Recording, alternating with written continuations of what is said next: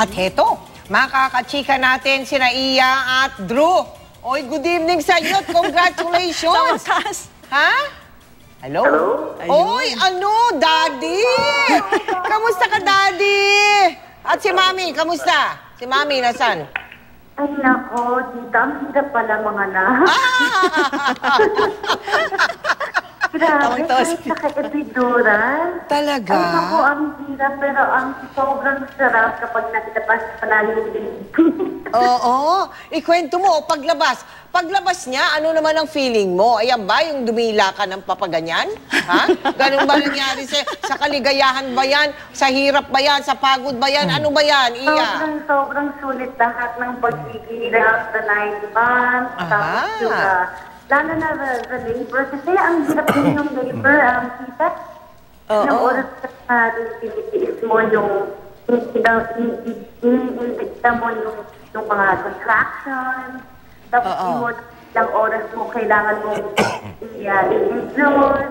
Ang hirap, nakakatakot sa the same time.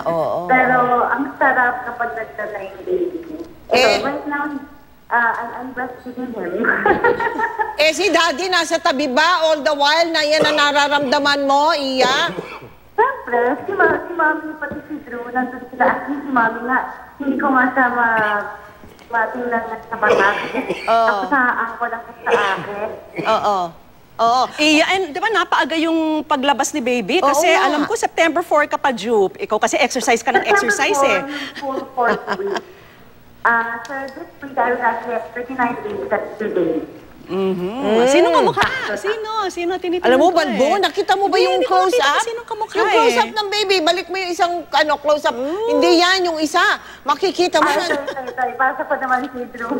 Yung noo niya, punong-puno ng buhok dito.